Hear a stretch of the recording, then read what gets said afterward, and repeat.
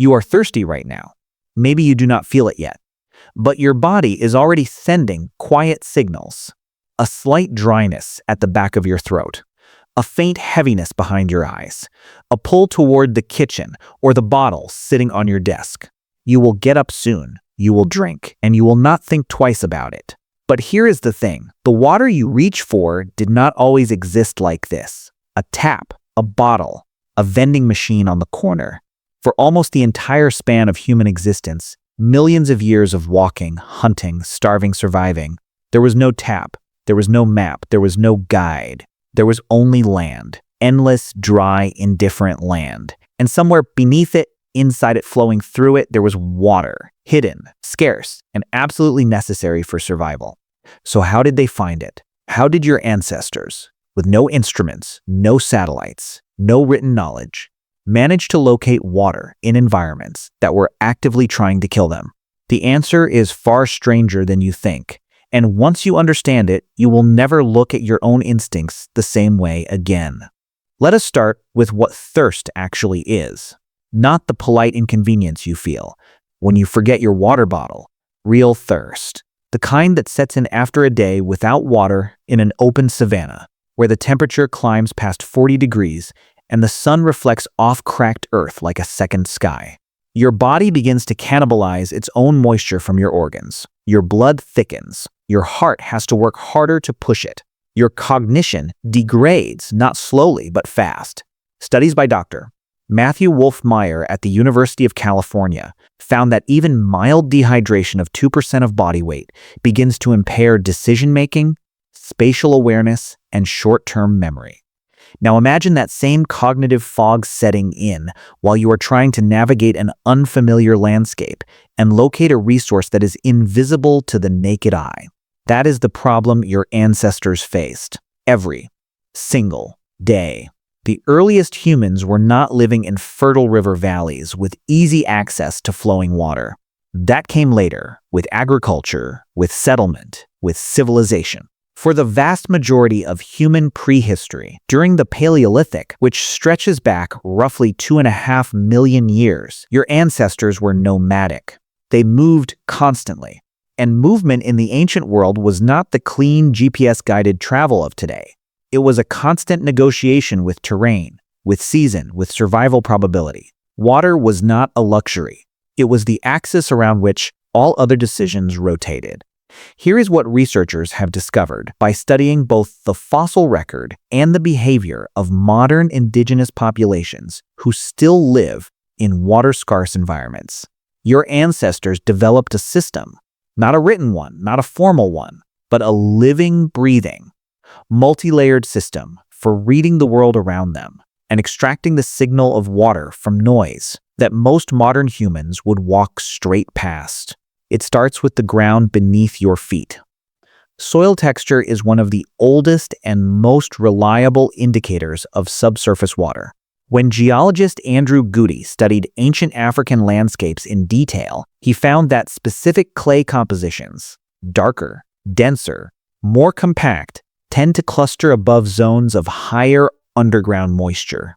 Your ancestors could feel this, not metaphorically, literally. The foot, with its thousands of nerve endings, is extraordinarily sensitive to ground density and temperature. Walking barefoot on terrain that holds more moisture, even dozens of feet below the surface, produces a subtle but detectable difference in sensation. Over decades of barefoot movement, this became something more than sensation. It became knowledge, a kind of somatic literacy written into the body through repetition. You could read the earth the way you now read a screen. Then there is the vegetation. This is where it gets genuinely remarkable. Your ancestors became expert botanists, not because they studied plants, but because their survival depended on recognizing what specific plants told them about the land beneath. Certain species are what ecologists now call pharidophytes, deep-rooted plants that send their root systems down, sometimes dozens of meters, to tap into groundwater. The African ebony tree, the desert willow, the tamarisk, the acacia in dry savanna. These plants are not simply surviving in their environment. They are advertising it. A cluster of acacias in an otherwise barren stretch of East African grassland is not a random occurrence. It is a sign, a marker, an ancient billboard that says, "There is water here, below the surface, and we have found it." Your ancestors read these billboards with the same fluency that you read street signs. It was not magic. It was deep pattern recognition built across generations of observation, and it was passed down. This is the part that most modern accounts skip. The transmission of water knowledge was not incidental. It was central to the survival of the group. Anthropologist David Lewis, whose fieldwork with Aboriginal Australians produced the landmark 1976 study on indigenous navigation, documented how elder trackers transmitted knowledge of water sources through what he called a cognitive map, not drawn on paper but encoded in song, story, and landscape ritual. These were not primitive folktales. They were precision instruments. The songlines of Aboriginal culture, famously explored by writer Bruce Chatwin in his accounts of the Australian interior, were in many cases literal navigational maps overlaid onto the landscape, with specific verses corresponding to specific landmarks, plant clusters, rock formations, and crucially, water sources. The song was the map. The verse was the coordinate. If you knew the song and could read the land, you could find water in a desert that appeared totally lifeless to an outside observer. Your ancestors were not guessing. They were calculating. They had developed a system of environmental inference so sophisticated that modern hydrologists have begun studying traditional ecological knowledge specifically to locate water in areas where conventional surveying has failed. This is not a romantic notion. This is science catching up to survival. Now let us talk about animals, because if there is one thing your ancestors understood better than almost anything else, it is that they were not the only creatures trying to stay alive. And that shared struggle created a kind of interspecies information network that your ancestors learned to tap into with extraordinary precision. Birds are one of the most reliable indicators of nearby water that exists in nature. Sand grouse, in particular, have a behavior that researchers found remarkable for how knowable and consistent it is. Male sand grouse fly to water sources at predictable times, typically early morning and late afternoon, then carry water back to their chicks by soaking their specially adapted belly feathers. If you know what sand grouse look like, and you know which direction a group of them is flying in the early morning, you know where water is. The calculation is almost that simple. Your ancestors knew it. They watched the sky not for weather alone, but for flight patterns, direction, time of day, species. The sky was a dashboard. The same logic applied to herbivores. Large grazing animals, wildebeest, zebra, elephant, do not wander randomly across a landscape. Their movement corridors are shaped by resource availability, and water is the organizing resource. When a herd begins moving together in a consistent direction in the late afternoon, they are almost certainly heading toward water. Following them was not always easy. It was often dangerous, but the information they carried in their movement was legible to anyone who had spent enough time watching them. Your ancestors were, in a very real sense, reading the behavior of every living thing around them as a continuous, real-time stream of environmental data. Elephants deserve special mention, because elephants do not just consume water, they create it. With their tusks, they dig into dry riverbeds, what hydrologists call sand rivers, to access water that flows beneath the surface even when no water is visible above ground. These excavations, sometimes several feet deep, become water holes that dozens of other species then depend on. Your ancestors observed this, and more than observing, they followed it. There is archaeological and ethnographic evidence from multiple sites in sub-Saharan Africa suggesting that early humans regularly exploited elephant-made water holes. The elephant found the water. Your ancestor waited, then drank. That is not weakness. That is intelligence. That is understanding that in a resource-scarce environment, your survival depends on your ability to learn from every possible source, including sources that are not human. But let us go deeper, because the most extraordinary water-finding ability your ancestors possessed was not one skill. It was a layered synthesis of all of these skills operating simultaneously. Cognitive scientist and evolutionary psychologist Robin Dunbar, known primarily for his research on social group size in primates, also studied the information processing demands of early hominin life. His conclusion is striking.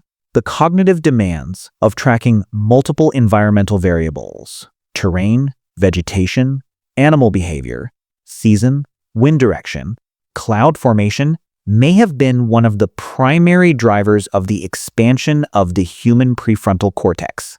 In other words, the intelligence you use every day, your ability to hold multiple variables in mind, compare them, and draw conclusions, may have been significantly shaped by the problem of finding water.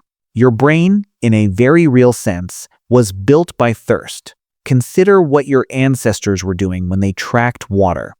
They were watching the flight direction of birds while simultaneously assessing the vegetation density in a particular valley, while also remembering that the last time they passed through an area with this particular soil color, there had been a spring 2 kilometers to the east. They were holding a mental model of the entire landscape, its history, its patterns, its seasonality, and running a continuous inference engine over it. This is not primitive behavior. This is one of the most cognitively demanding tasks a human brain can perform, and your ancestors did it every single day for millions of years. Wind tells a story too. Humidity in the air decreases as you move away from water sources and increases as you approach them. The nostrils, under conditions of extreme need, become extraordinarily sensitive to changes in atmospheric moisture. There are accounts from survivors of desert environments, both modern and historical, of a subtle but real ability to detect the direction of higher humidity by slowly turning the head and letting the airflow across both nostrils simultaneously. This is not mysticism. The olfactory system is detecting a real physical gradient. And in an ancestor who spent their entire life outdoors, in constant contact with raw environment, this sensitivity would have been far more acute than anything you can access today. Dulled as your senses are by climate control, synthetic smells, and the sensory noise of modern life, there is one technique that deserves to be named directly, because it has been rediscovered and studied by modern researchers, and it turns out to be far more effective than most people realize.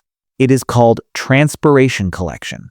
Every plant releases water vapor through its leaves in a process called transpiration.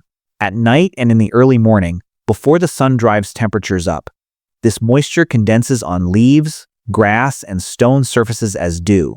Your ancestors knew this, and they developed techniques to collect it, tying absorbent grass or animal fur around the lower legs and walking through vegetation at dawn, then wringing the collected moisture into a vessel or directly into the mouth, can yield surprisingly significant amounts of water, enough to sustain a person through a day of travel.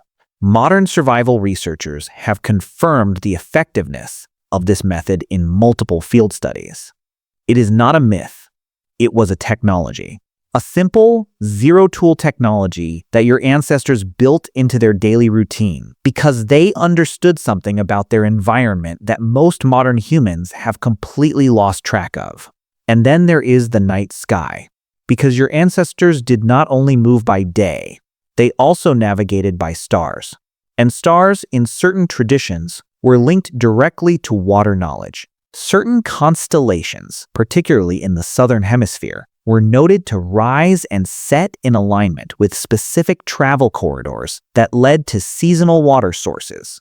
The alignment was not mystical, it was observational. Over generations of watching the sky and watching the land, certain communities noticed correlations between specific stellar positions and the seasons during which specific water sources were reliable. The star told you when to move. The movement led to water. This is indigenous astronomical knowledge and has been documented by researchers including Duane Hamaker at the University of Melbourne, whose work on Aboriginal astronomies has revealed a depth of environmental observation encoded in celestial knowledge that Western science is only beginning to take seriously. Here is the counterintuitive twist. Modern humans are objectively worse at finding water than their ancestors were. Not because the knowledge has been lost entirely, though much of it has, but because the modern environment has systematically atrophied the sensory and cognitive systems that made water finding possible. Your body still has the hardware, the nerve endings in your feet that can detect soil density, the olfactory receptors that can sense humidity gradients, the visual cortex that is exquisitely tuned to detect anomalies in natural patterns. You still have all of it, but it runs idle. It is never called upon. The tap is always there. The bottle is always there. The refrigerator hums quietly in the next room. And so the ancient intelligence that your ancestors honed across millions of years of necessity sits dormant inside you like a program that has never been opened. Think about the last time you were genuinely uncertain about where your next drink of water would come from.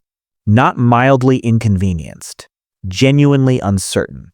For most people reading this, the answer is never. And that is a remarkable fact about the era you are living in. But it is also, in a quiet way, a kind of loss. Because the systems your ancestors used to find water were not just survival tools.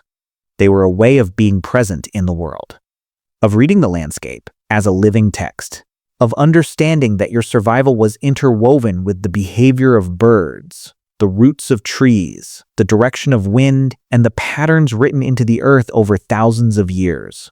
Dr. Fikret Burks, whose work on traditional ecological knowledge has influenced both conservation biology and anthropology, argues that the loss of this kind of environmental literacy is not just a cultural tragedy. It is an ecological one.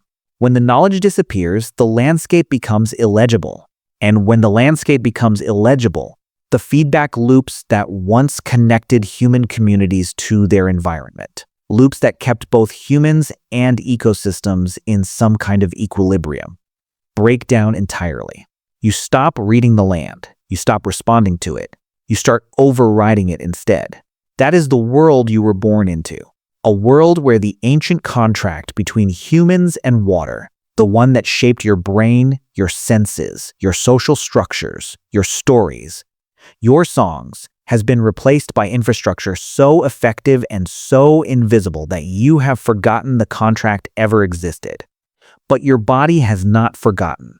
That slight dryness at the back of your throat, that faint pull toward the kitchen, those are ancient signals, running on ancient hardware, processed by an ancient brain that was built, in part, by the problem of finding water in a world that did not make it easy.